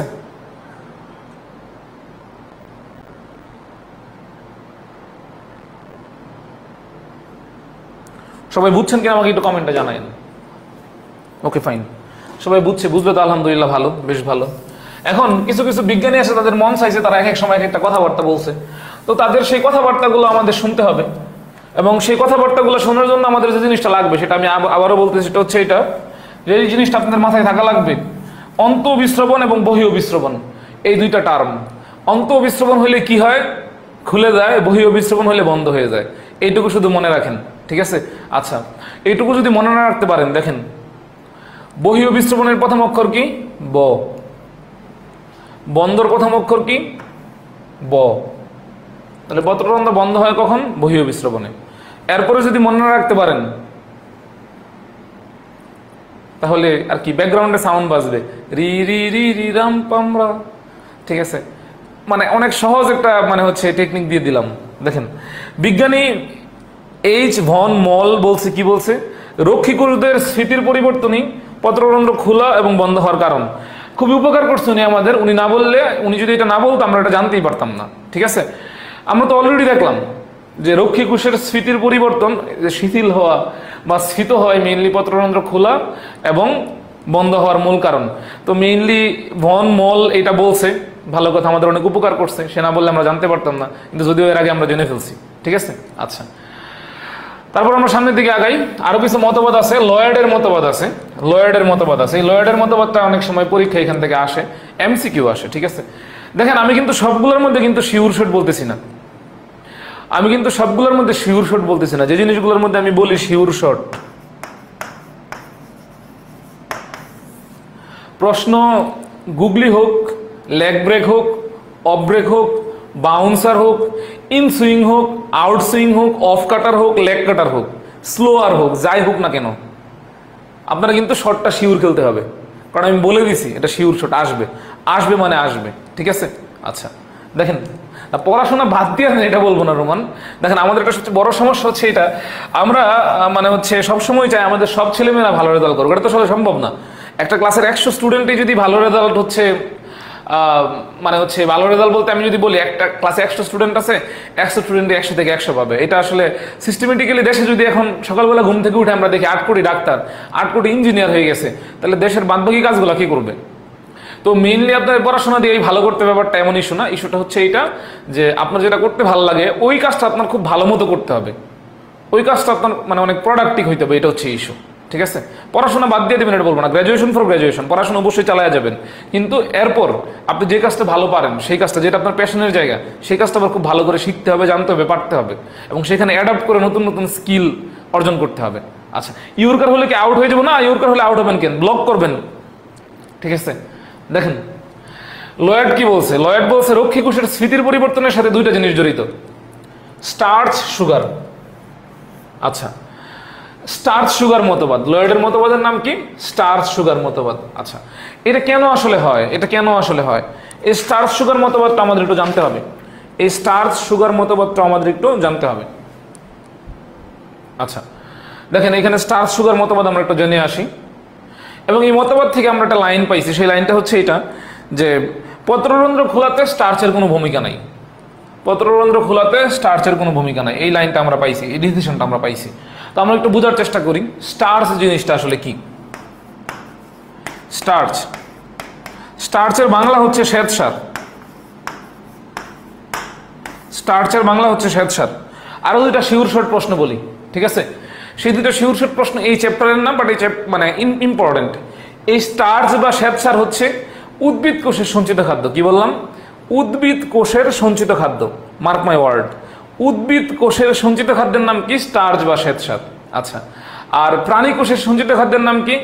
প্রাণী কোষের সঞ্চিত খাদ্যের নাম হচ্ছে গ্লাইকোজেন। প্রাণী কোষের সঞ্চিত খাদ্যের নাম কি? প্রাণী কোষের সঞ্চিত খাদ্যের নাম হচ্ছে গ্লাইকোজেন। এই গ্লাইকোজেন দুইটা জায়গায় জমা থাকে, একটা হচ্ছে আমাদের যকৃৎ বা লিভার, আর একটা হচ্ছে আমাদের মাসল বা পেশি। দ্যাটস ওয়াই গ্লাইকোজেনকে, একটা গ্লাইকোজেনকে বলি আমরা লিভার গ্লাইকোজেন, আর একটা গ্লাইকোজেনকে বলি আমরা মাসল গ্লাইকোজেন। আচ্ছা, তো এই গ্লাইকোজেন কোথা থেকে আসে? ধরুন এই যে এটা রক্তের নালী, এই রক্তের নালীর মধ্যে রক্ত আছে, এর মধ্যে যদি গ্লুকোজ অতিরিক্ত পরিমাণে থাকে তাহলে আমাদের অগ্নাশয় থেকে, বিটা সেল থেকে ইনসুলিন ক্ষরণ হয়। সেই ইনসুলিন অতিরিক্ত গ্লুকোজকে লিভারে নিয়ে যায়, নিয়ে কি রূপে জমা রাখে? গ্লাইকোজেন রূপে জমা রাখে। এটা কি বলি আমরা? গ্লাইকোজেনেসিস। এগুলো আমরা পরিপাক অধ্যায়ের মধ্যে পড়ছি। তো যাই হোক, কি বললাম? গ্লাইকোজেন কোন কোষের সঞ্চিত খাদ্য? প্রাণী কোষের, এবং ছত্রাকেও থাকতে পারে। যাই হোক, আর স্টার্চ, স্টার্চ হচ্ছে উদ্ভিদ কোষের। এখন এই স্টার্চ বা শ্বেতসার এগুলো সাধারণত ওই যে আলুর মধ্যে থাকে, ধানের মধ্যে থাকে, ভাতের মধ্যে থাকে, গমের মধ্যে থাকে। এগুলা শর্করা, এগুলো কি শর্করা বা কার্বোহাইড্রেট। কিন্তু মেইনলি যে কথাটা আমি বলতে যাচ্ছি এটা অদ্রবণীয়। এটা কি? এটা হচ্ছে অদ্রবণীয়, এটা হচ্ছে অদ্রবণীয়। এবং বা স্টার্চ বা শ্বেতসার মেইনলি এক ধরনের পলিস্যাকারাইড, পলিস্যাকারাইড বা বহু শর্করা, পলিস্যাকারাইড বা বহু শর্করা। ঠিক আছে? আচ্ছা, মাহবুবা বৈশাখী, থ্যাংক ইউ কমেন্টে লিখে দেওয়ার জন্য। পলি মানে কি? পলি মানে হচ্ছে বহু, পলি মানে হচ্ছে বহু। ঠিক আছে? আচ্ছা, তো এই পলি বহু আমরা জানি পলিমার এবং মনোমার নামে একটা টার্ম আছে। আমরা কিন্তু এগুলো বেসিক জিনিস, এই জিনিসগুলো না জানলে কিন্তু বিপদ ভাই। ঠিক আছে? এই জিনিসগুলো না জানলে বিপদ, এই জিনিসগুলো আমাদের একটু জানতে হবে। পলি মানে হচ্ছে বহু, মনো মানে হচ্ছে এক। তাহলে পলিমার, মনোমার, মনো মূল যৌগ, অনেকগুলা মূল যৌগ মিলে একটা পলিমার তৈরি হয়, অনেকগুলা মনোমার মিলে একটা পলিমার তৈরি হয়। তাহলে এই পলিস্যাকারাইডকে ভাঙলে অনেকগুলা কি পাওয়া যাবে? মনোস্যাকারাইড পাওয়া যাবে। কি পাওয়া যাবে? মনোস্যাকারাইড পাওয়া যাবে। তাহলে মনো মানে কি? একক, এক একক। তাহলে অনেকগুলা মনোস্যাকারাইড নিয়ে কি হয়? পলিস্যাকারাইড। যেমন এটা একটা ইথিন, এটা একটা ইথিন, এরকম অনেকগুলা ইথিন আমরা এখানে নিলাম, অনেকগুলা ইথিন এখানে আমরা নিলাম, তখন এটার নাম কি হয়ে যাবে? পলিথিন। তাহলে এটা ছিল মনোমার আর পলিথিনটা হচ্ছে পলিমার। সেম গ্লুকোজটা হচ্ছে একটা মনোস্যাকারাইড, গ্লুকোজটা হচ্ছে একটা কি? গ্লুকোজটা হচ্ছে একটা মনোস্যাকারাইড, গ্লুকোজটা হচ্ছে একটা মনোস্যাকারাইড। ঠিক আছে? গ্লুকোজটা হচ্ছে একটা মনোস্যাকারাইড। আর গ্লুকোজকে বলা হয় কি? গ্লুকোজকে বলা হয় গ্রেপ সুগার। গ্লুকোজকে কি বলা হয়? গ্রেপ সুগার বা আঙুরের মানে হচ্ছে আঙুরের শর্করা, গ্রেপ সুগার বা আঙুরের শর্করা। আর বেসিক জিনিস হচ্ছে মেডিকেলের ভাষায় সুগার, সুগার মানেই হচ্ছে শর্করা বা কার্বোহাইড্রেট, সুগার মানেই হচ্ছে শর্করা বা কার্বোহাইড্রেট, সুগার মানে হচ্ছে শর্করা বা কার্বোহাইড্রেট। ঠিক আছে? বা চিনি, চিনি বলতে আমরা মেডিকেলের ভাষায় কার্বোহাইড্রেট বুঝি, যে সুগার লেভেল কত পেশেন্টের, তার মানে পেশেন্টের গ্লুকোজ লেভেল কত, ব্যাপারটা হচ্ছে এমন। তাহলে এই যে এরকম মনোস্যাকারাইড একটা গ্লুকোজ, এরকম অনেকগুলা গ্লুকোজ নিয়ে একটা পলিস্যাকারাইড হবে, সেই পলিস্যাকারাইডের নাম কি হবে? স্টার্চ। এই ব্যাপারটা কি আমরা বুঝছি? একটু কঠিন লাগতে পারে হয়তো, কারণ এটা সেল কেমিস্ট্রি বা কোষ রসায়নের পড়া। এই চ্যাপ্টারটা আমাদের শর্ট সিলেবাসে নাই, আমি কিন্তু এটা আপনাদের এই চ্যাপ্টারের বাইরে গিয়ে পড়াইছি আপনাকে পড়াটা ভালো করে বোঝানোর জন্য। আমি জানি না আপনার কাছে কতটুকু কঠিন লাগছে এই ব্যাখ্যাটা, এই যে ব্যাখ্যাটা কতটুকু কঠিন লাগছে আমি জানি না, আমি চেষ্টা করছি সহজভাবে বুঝাইতে। বুঝছেন কিনা আমাকে একটু কমেন্টে জানায়েন, ঠিক আছে? বুঝছেন কিনা আমাকে কমেন্টে একটু জানায়েন। গ্লুকোজ একটা মনোস্যাকারাইড, একটা অণু, এটা একটা গ্লুকোজ। এরকম অনেকগুলো গ্লুকোজ যদি আমরা নেই, অনেকগুলো গ্লুকোজ যদি আমরা নেই, তাহলে এটা একটা পলিস্যাকারাইড হবে, এটা হচ্ছে স্টার্চ বা গ্লাইকোজেন। তাহলে আলটিমেটলি আমরা যদি এই স্টার্চ বা শ্বেতসারকে কখনো যদি ভাঙি, লাইসিস মানে কি? ভাঙার প্রক্রিয়া। লাইসিস মানে কি? ভাঙার প্রক্রিয়া। হাইড্রো মানে হচ্ছে পানি। তাহলে পানি দিয়ে যদি ভাঙি বা আর্দ্র বিশ্লেষণ করি বা হাইড্রোলাইসিস করি, তাহলে স্টার্চ বা শ্বেতসার একটা পলিস্যাকারাইড, এটাকে ভাঙলে পাওয়া যাবে মনোস্যাকারাইড। তাহলে স্টার্চকে ভাঙলে কি পাওয়া যাবে? গ্লুকোজ পাওয়া যাবে। আর গ্লুকোজের আরেক নাম কি? গ্লুকোজের আরেক নাম হচ্ছে গ্রেপ সুগার। তাহলে সুগার, এই যে স্টার্চ হাইফেন দিয়া সুগার লেখা, এই স্টার্চ সুগার একে অপরের জাত ভাই, ঠিক আছে?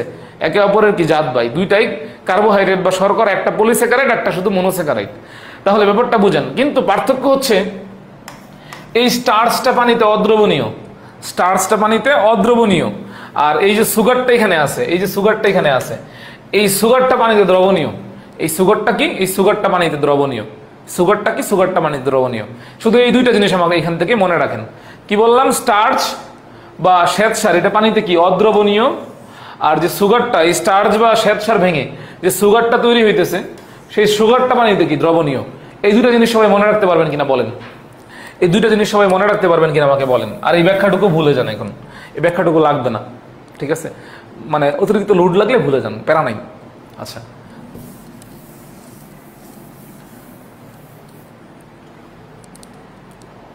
ধরেন যদি কখনো রক্ষী কোষের মধ্যে স্টার্চ বা শ্বেতসার থাকে, রক্ষী কোষের মধ্যে স্টার্চ বা শ্বেতসার থাকে, কেন থাকবে না? অবশ্যই থাকবে।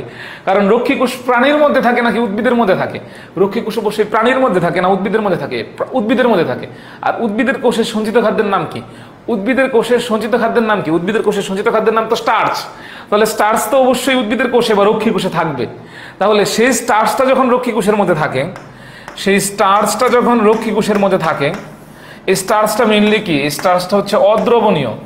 যেহেতু অদ্রবণীয়, তো আলটিমেটলি এই কারণে এটা পানিতে কি হয় না? পানিতে ভাঙে না। পানিতে যেহেতু ভাঙে না, সুতরাং এটাকে আলটিমেটলি বাইরে বের করাটাও কষ্টকর। কারণ পানিতে যদি ভেঙে যাইতো, আমরা পানির ফ্লোতে বাইরে তারা বের করে দিতে পারতাম। যেহেতু এটা পানিতে ভাঙে না, তাহলে বাইরে বের করাটাও যেহেতু কষ্টকর হয়ে যেতেছে, তো আলটিমেটলি দেখেন ব্যাপারটা হচ্ছে এটা, এই স্টার্চ এটা পানিতে অদ্রবণীয়। যে ফ্লোচার্টটা এখান থেকে যেটা মনে রাখেন, এই স্টার্চ যেহেতু পানিতে অদ্রবণীয়, সেহেতু স্টার্চ রক্ষী কোষের মধ্যে থাকলে, এই স্টার্চ রক্ষী কোষের মধ্যে থাকলে এর যে অসমোটিক প্রেসার আছে, এটা একটা কঠিন শব্দ, আমি সহজ শব্দ ইউজ করি। অবিশ্রবণিক চাপ, যে চাপের ফলে আসলে অবিশ্রবণটা ঘটে বা অসমোসিস ঘটে, যে চাপের ফলে অবিশ্রবণটা বা অসমোসিসটা ঘটে, অবিশ্রবণিক চাপ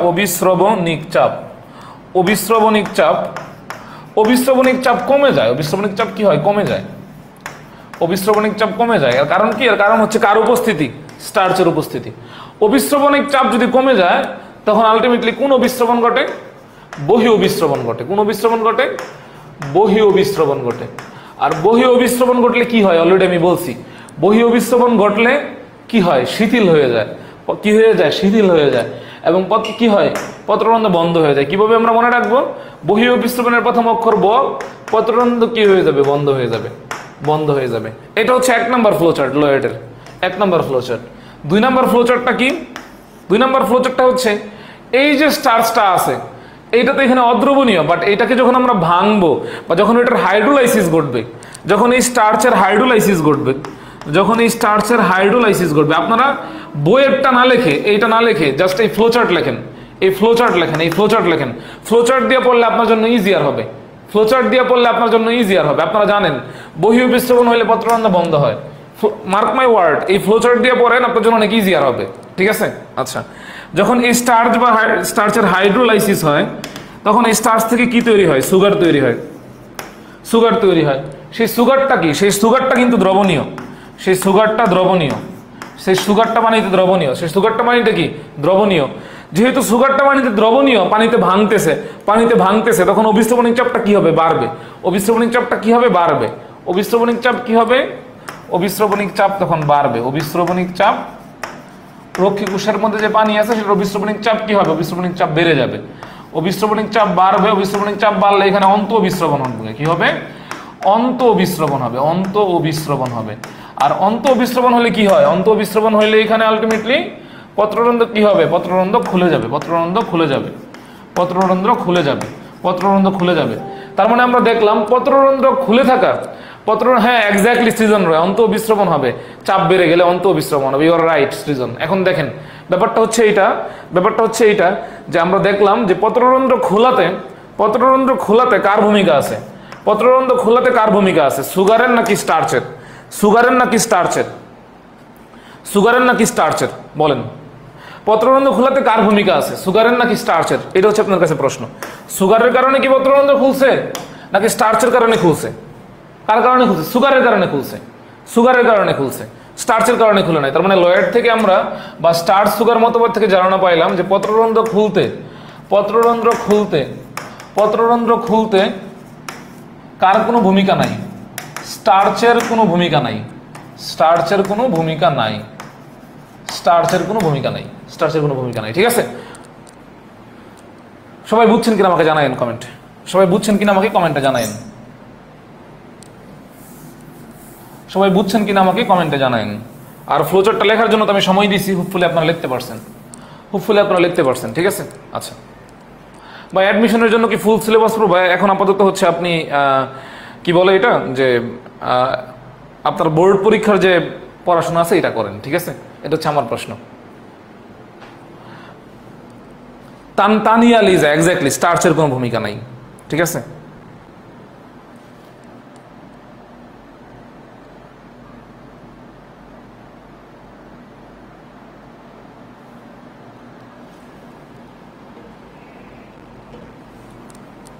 আচ্ছা, এখন আমরা আরেকজন সবাই নিতুদর উর্মি বুঝছে। Okay fine. আচ্ছা, প্রশ্ন ফুল সিলেবাস থেকেই হবে, কিন্তু এখন এই মুহূর্তে আপনার ইন্টারমিডিয়েট পরীক্ষার সামনে আপনি যদি ফুল সিলেবাস পড়তে যান তখন আপনার ইন্টারমিডিয়েট পরীক্ষা খারাপ হবে। ইন্টারমিডিয়েট পরীক্ষার জিপিএটা কিন্তু অ্যাডমিশন একটা ফ্যাক্টর। আগে তো জিপিএ হচ্ছে আলটিমেটলি মানে হচ্ছে আপনার ভালো রাখতে হবে, তাই না? দ্যাটস আমি বললাম আগে জিপিএতে ফোকাস করেন। এই কারণে শর্ট সিলেবাসটাকে ভালো করে শেষ করেন। আচ্ছা,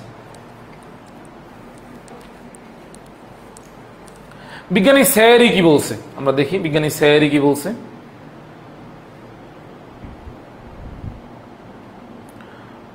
এখানে অনেক কিছু লেখা আছে। আচ্ছা, বিজ্ঞানী স্যারি এর মতে শ্বেতসার ও চিনির আন্তঃপরিবর্তন, আচ্ছা মানে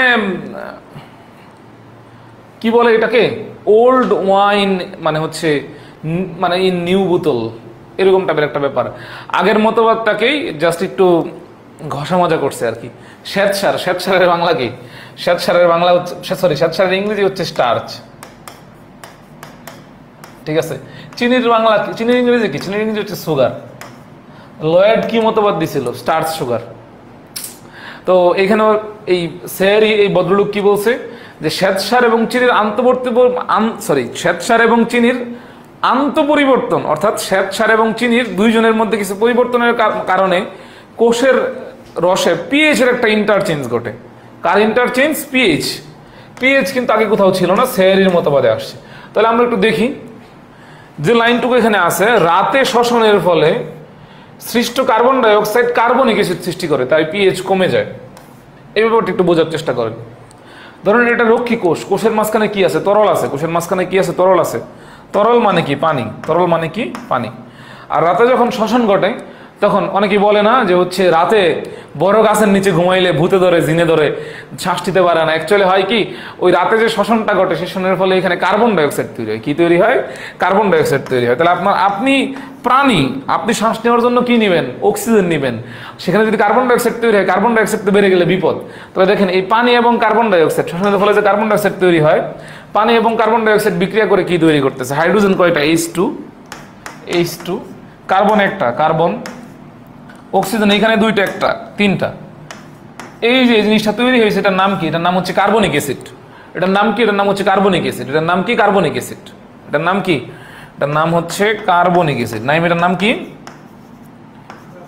নাইম বলছে এটার নাম হচ্ছে কার্বনিক অ্যাসিড। আমরা তো সবাই অলরেডি রাসায়নিক পরিবর্তনীয় অধ্যায়টা পড়ছি, তাই না? রাসায়নিক পরিবর্তন অধ্যায়ের মধ্যে পিএইচ এর একটা ব্যাপার আছে। যারা কেমিস্ট্রির টিচার আছে আপনাদেরকে খুব ভালো করে পড়াবে। পিএইচ এর একটা স্কেল আছে 0 থেকে 14 পর্যন্ত, 0 থেকে 14 পর্যন্ত। এটার মিড পয়েন্ট হচ্ছে 7। পিএইচ যদি 7 এর কম হয়, পিএইচ যদি 7 এর কম হয় তার মানে এটা হচ্ছে অ্যাসিড, এটা হচ্ছে অ্যাসিড। যদি 7 এর বেশি হয় তার মানে এটা হচ্ছে ক্ষার বা অ্যালকালি, ক্ষার বা অ্যালকালি। এগুলো উনি আপনাদেরকে পড়াবে। যাই হোক, যেহেতু আলটিমেটলি রাতে শ্বসনের ফলে কার্বন ডাইঅক্সাইড পানি এরা বিক্রিয়া করে কি তৈরি করতেছে? কার্বনিক অ্যাসিড তৈরি করছে। তার মানে এখানে পিএইচ এর মানটা কমে যাবে 7 থেকে। 7 থেকে পিএইচ এর মানটা কমে যাবে, 7 থেকে পিএইচ এর মানটা কমে যাবে, কারণ এটা কি? এটা হচ্ছে অ্যাসিড। তখন পিএইচ এর মানটা এখানে কত হবে? পিএইচ 5। এটা কখন হইতেছে? রাতে। রাতে কি আলো থাকে নাকি অন্ধকার থাকে? অন্ধকারে।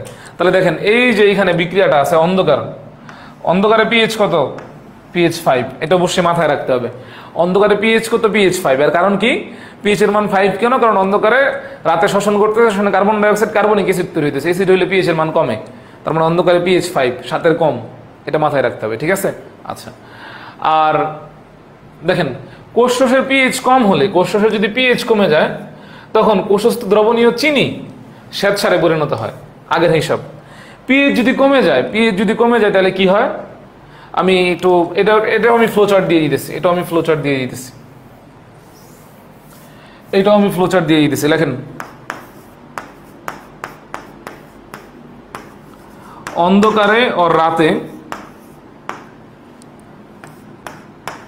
শ্বসনের ফলে কি শ্বসন ঘটে? তখন কার্বন ডাইঅক্সাইড পানির সাথে বিক্রিয়া করে এখানে কি তৈরি করে?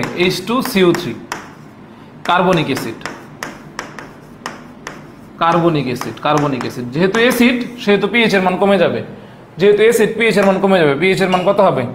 পিএইচ এর মান কমে গিয়ে কত হবে? পিএইচ এর মান কমে গিয়ে কত হবে? পিএইচ এর মান কমে গিয়ে হবে 5। কত হবে? 5 হবে।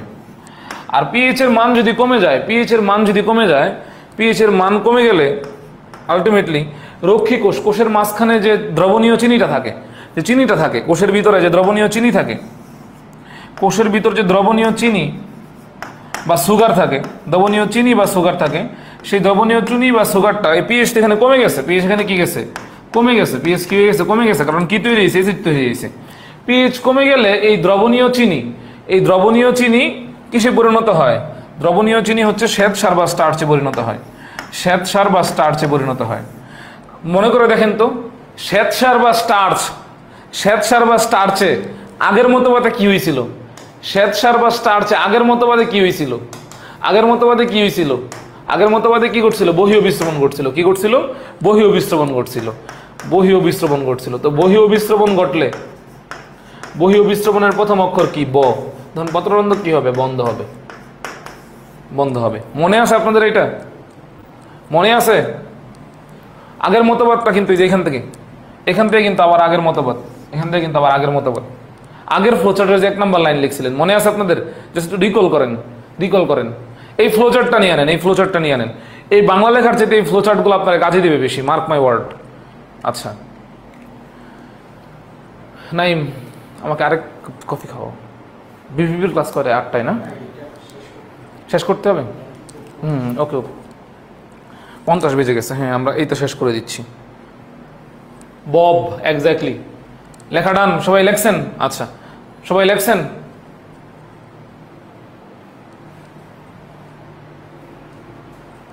আচ্ছা, এখন জাস্ট আমরা উল্টায় দিব, এখন জাস্ট উল্টায় দিব আমরা, এখন জাস্ট উল্টায় দিব।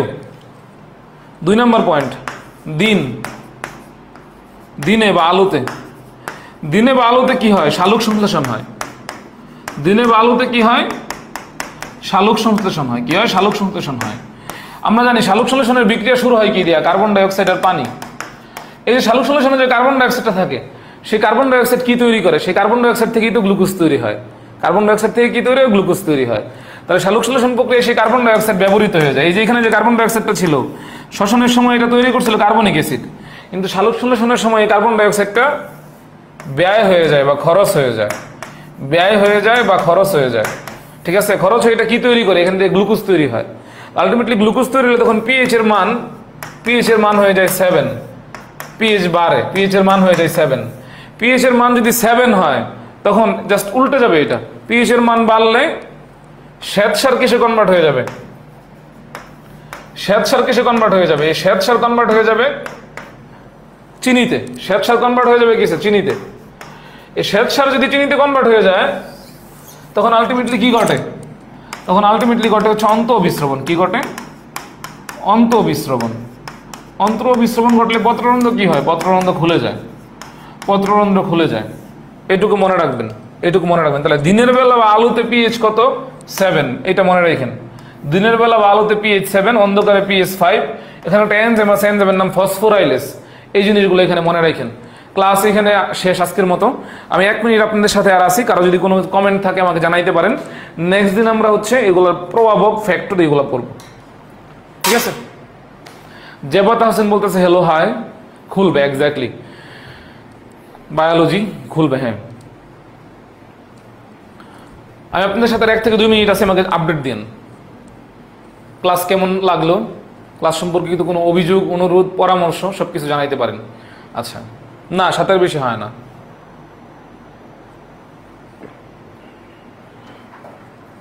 কফি তো ঠান্ডা হয়ে গেছে অনেক। আচ্ছা, নো কোশ্চেন, ওকে ফাইন। আল্লাহ হাফেজ, আল্লাহ হাফেজ। সবাই ভালো থাকেন, সুস্থ থাকেন। ইনশাল্লাহ আপনাদের সাথে আবারও দেখা হবে আমার।